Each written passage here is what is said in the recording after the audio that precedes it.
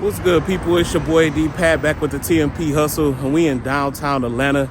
And we just wanted to tell you all about some of the pros and cons of this industry. Box truck, expediting a cargo van. Just wanted to take y'all through it. So y'all, don't forget to like the channel, subscribe to the channel, ring the post notification bell so every video we drop, you'll be able to see it. Again, it's your boy D Pat with the TMP Hustle. Let's go get the missus so she can help me out with this video, y'all. Hey everybody, welcome back to the TMP Hustle, baby. We are getting ready to do a video, box trucks versus expediting, pros and cons. Stay tuned. Heart, keep it in your pocket for safekeeping. Don't ever let nobody be the reason you throw it out, you stop caring about it. Don't let your head get in the way. Can't be defined by your mistakes. You know you try and you try really hard, but sometimes you fall. Yeah, sometimes you fall.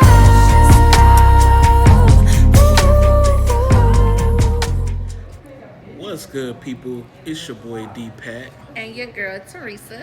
and this is the TMP Hustle, baby.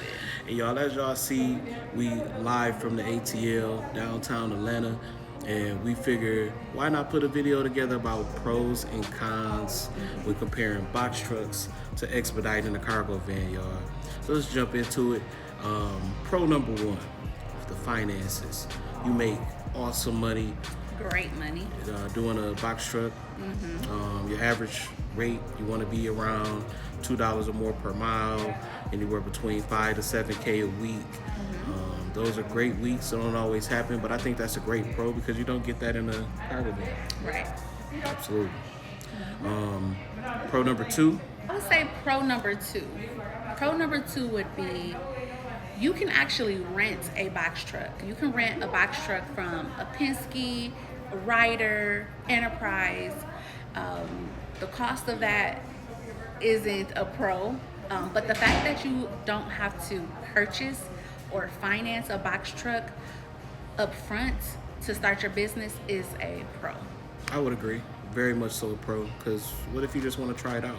I'd say pro number three probably be you can for real set yourself up for having a trucking business by gaining your authority, setting yourself up with the FMCSA. If you got an LLC, you already got that in place, so you can for real set yourself up as a full-fledged trucking business by doing that. Even with renting. Finding your own loads. You can find your own loads on the load boards. DAT is one that we had. 123loadboard.com, truckstop.com. Those are load boards where you can find your loads, and you can actually find your loads. Absolutely. Or another pro would be you can actually hire a dispatcher to find those loads for you. Some may look at this as a con, but it can also be a pro where you may pay someone to dispatch for you, but if you want to go full-fledged into allowing someone to find you loads, that's a pro. You pay them for finding you loads so you don't have to deal with the hassle of doing that. Absolutely. We started like that. No, we actually started finding our own loads. And then we used a dispatcher for maybe 2 weeks to see how that was. And it was all the same. I mean, honestly, I don't think we did any more or any less. Right. So for us, I won't say it was a pro or a con. It just was something that worked. Would you say there's any more pros to the box truck? That's pretty much it for the pros.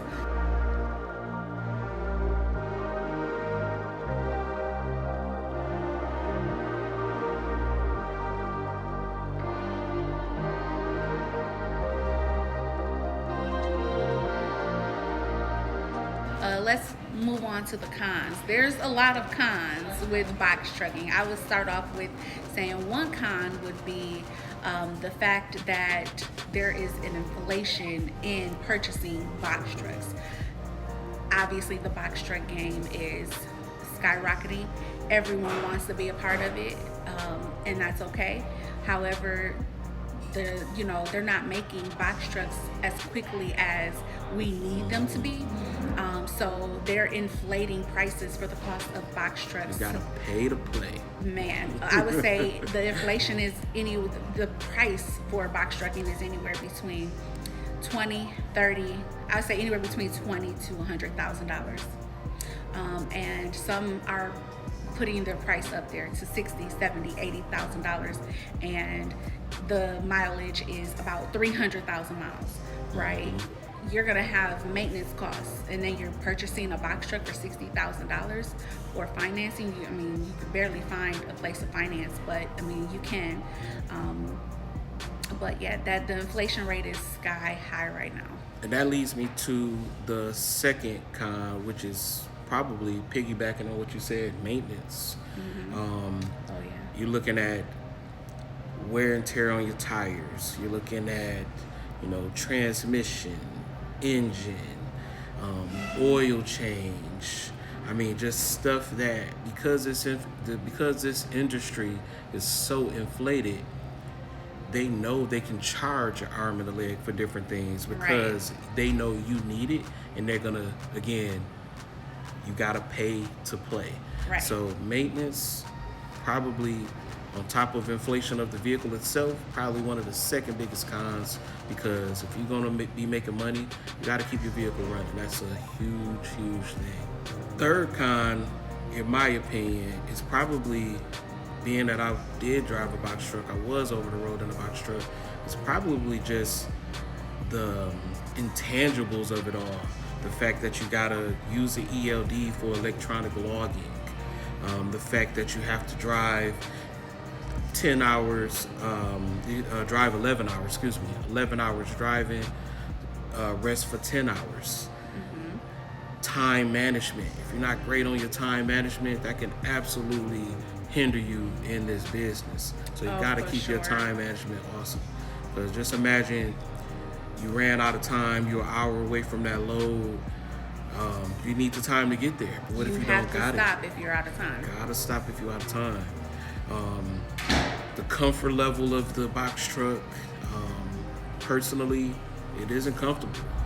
Depending on your size, your weight, it just ain't comfortable. It's one of those things where you do what you need to do to provide for you and your family and make your business grow. But in actuality, it can become something that over time puts aches and pains on your body depending on your age. So just be prepared for that. That's probably another con as well. I would say the fourth con would be, to piggyback off of what you said, it's heavily regulated by the Department of Transportation, FMCSA. You need your paperwork when you're out on the road. You need to make sure you have your insurance in the booklet, right, on the road with you. You have to have your insurance, your BOC3, you have to have your medical certificate, your ELD for sure, your electronic logging device, you have to have that on the truck. And once you are pulled over, which you will be pulled over by a sheriff, you will be pulled over by DOT going through a weigh station, and you're automatically getting inspected. It doesn't happen all the time, but it will happen often. And you can get a warning, you can be put out of service if you're overweight. So it's heavily regulated. So you always have to make sure that your paperwork is up to date. Have someone take care of that for you. I know I made sure that while Mario was on the road, he had everything up to date. Right, the end of the year came, okay, we need a new BOC3, or I'm sorry, a new UCR document for the year of 2022. We just needed to make sure our insurance was up to date, which it is, but everything needs to be up to date, and you need to have a copy of that at the drop of a dime during an inspection if they ask for it. One of the last loads that I did, I went from El Paso, Texas to Albuquerque, New Mexico. I got pulled over via DOT. Yeah. It wasn't because of the truck. It wasn't because of none of that. I got pulled over just so they can make sure the information was up to date. So that's super crucial. Luckily, right before we left, we was like, oh man, our UCR needs to be updated. Remember that? And they was like, let's print a copy out real quick. Yeah. Took the old one out, threw the new one in. But just imagine if you forget about that kind of stuff, especially at the end of the year. They know you're not thinking about it. They know you all about making the money, ain't thinking about the documents. So they checking for that. So just make sure, and again, that's a con because you don't want to have to really think about that if you're really trying to make your bread. Right. Now that takes us into expediting in the cargo van. Pros and cons of that.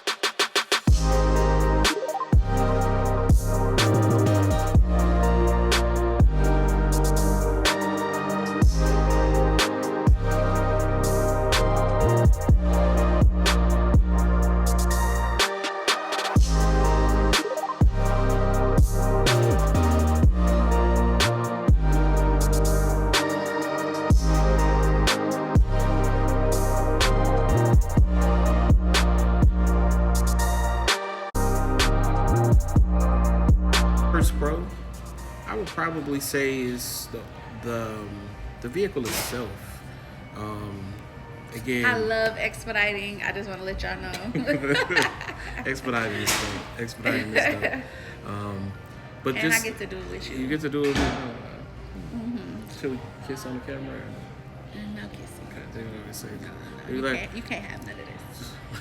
check out this video up there if you want to see a kiss. But cargo vans, it's just like buying a regular car. If you got the credit to buy a regular car, you got the credit to buy a cargo van. If you got a regular car and you want to trade it in for a cargo van, you can. Pricing is going to vary depending on which make or model you choose to go with. But ultimately, it's not as difficult to find, and the prices aren't as crazily inflated as a box truck. So I would say that's for sure a pro. Absolutely. Second pro would be for expediting. One pro I would say would be you don't have to have any paperwork. Really, just your insurance. No paperwork, just No insurance. paperwork. You don't have to have your UCR, your BOC3. You do have to have your insurance. You don't need to keep your authority. A lot of people don't know that. For expediting, you do not need to keep your authority. Now, if you are going to get back into the box truck game or eventually do semis down the line, you may want to keep your authority. That kind of leads into the next pro is that if you don't have your authority, because you don't have your authority, you can actually lease on to one of those expediting companies like Barrett Direct Line, XPO, Bolt Express, and they can actually give you insurance. You won't have your own authority with this insurance, but you would actually pay for insurance with that company, which could be anywhere between $45 to $65, and that will save you thousands of dollars on insurance. So Absolutely. Cutting that cost by leasing on, that's a pro for me all day. Absolutely, huge pro. I would say another pro with expediting is probably the fact that driving a vehicle is comfortable. It's like if you drive any kind of SUV or truck, really all you're doing is driving a van. It drives smooth, it's comfortable. It's just like driving a car, so there's no learning curve over it, kind of in comparison to a box truck where you got to learn how to drive a box truck. People say, hey, yeah, I jumped in that U-Haul and I drove it to move some stuff. Well, that's not the same kind of vehicle in the box truck. But in the expediting world, the cargo van is just like driving a larger size SUV. I don't have any experience in it, but people say that driving a Ford Transit is just like driving one of those Ford pickup trucks. Just as comfortable, same kind of room and size. I know for us, we drive Mercedes Sprinters. We both have Mercedes, we're Mercedes owners, and drive just like my car. Easy to drive. Very smooth. Smooth ride. The pro is, for expediting, I would say is, for us, I get to be out on the road with my best friend, with my husband. I did not picture myself doing anything like this ever in life, but the fact that I can go from state to state across the country with my best friend. It's not always the easiest, but it's so rewarding. It's so fun. We have such a good time. We laugh, we joke, we definitely argue all day sometimes, but it's so fun. Right now we're in Atlanta. Yesterday we was in Flint, Michigan with our family. Just last week, we were in the middle of the snowstorm. It's very rewarding, when we get to stay at luxury hotels sometimes. I'm with my husband, my best friend, so that's definitely a pro for me. Because I never experienced this ever in life, never thought I would do this. So it's definitely a pro for me. Absolutely. And we're going to be making a video about just kind of expediting in a cargo van with your significant other, just so you can see what that's like. Because that's, I know I'm my way, she's her way. And then when you put it together for long periods of time, it's just adjusting. So we'll be making a video on that too. Let's jump into some of the cons for expediting.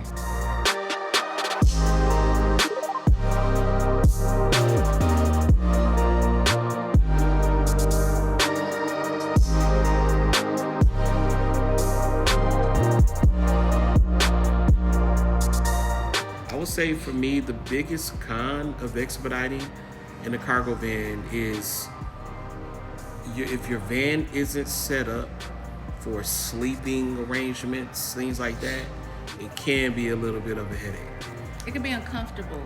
You could be cold because we don't have it insulated, right? So we will be looking to do that in our vans. So that definitely is a con, because you're either going to be cold or you're going to be hot.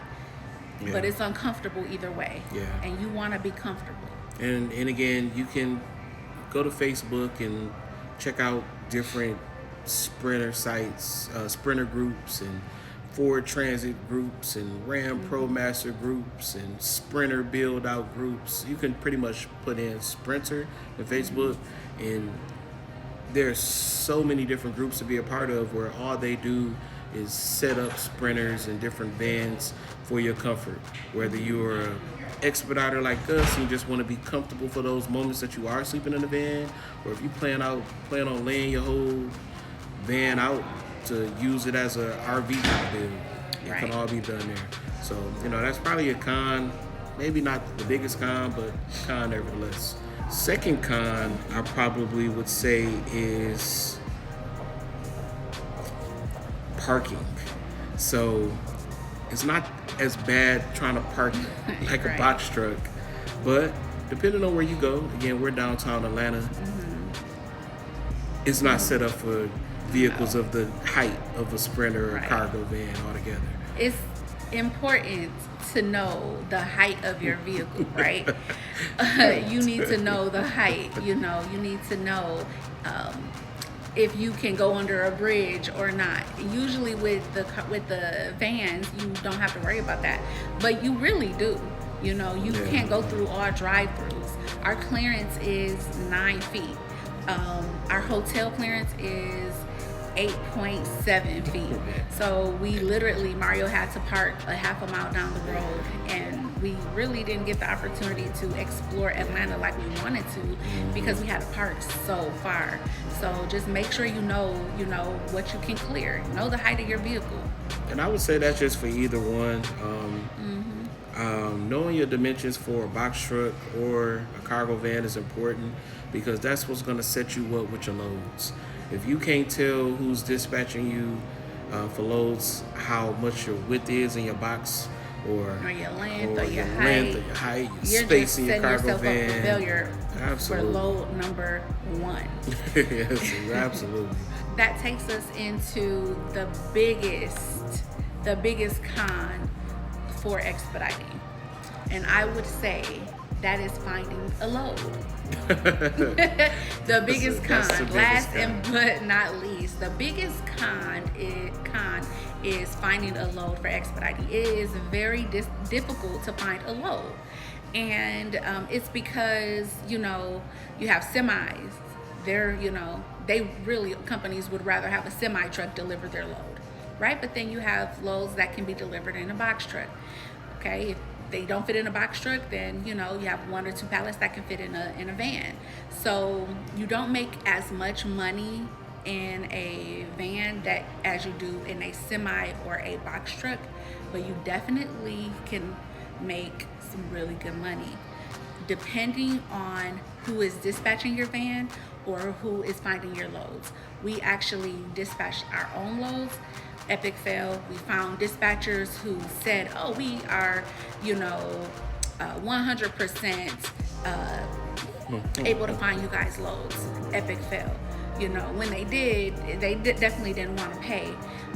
So we are actually leased on right now to a company, Boat Express, and we are definitely enjoying that. We love it because it gives us the flexibility to go wherever we want to go. As a team, we're able to make more money. Do I recommend being leased on? I do. Do I recommend finding a good dispatcher who can actually find you loads through Selectus or through the load boards? I do. It really depends on how successful they are in finding you those loads. Absolutely. So that is just that's a big con. It's very difficult to find you a load. So in return, I would just say, just try to go with leasing if you are having difficulty. Absolutely. If you want to find your own loads, go through Selectus. That's an option as well. Absolutely. Now, we went through a lot of pros and cons, expediting in a cargo van, using a box truck. Again, we might have missed some. Again, for every pro we said, you could say it's a con and vice versa. So, this is just in our opinion coming from our experiences with it. Right. So, if you got your own pros or your own cons, leave a comment. Let us know what some of those are. Let us know if you think what we said is inaccurate. Let us know if you think it is accurate. But nevertheless, we're glad you were able to check out the video. Again, make sure you like our channel, subscribe to our channel, ring post notification bells.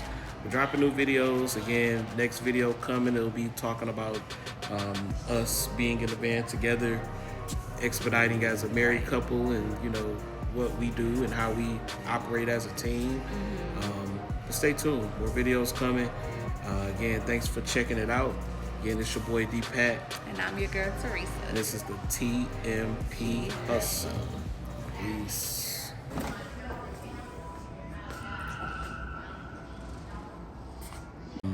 Pro number 2. What would you say pro number 2? I don't know. I don't know. You don't know what the next pro will be for a box truck? No, I don't. No? No. You don't? Hey everybody, welcome back to the TMP Hustle, baby. This video is about box truck versus cargo vans. Oh.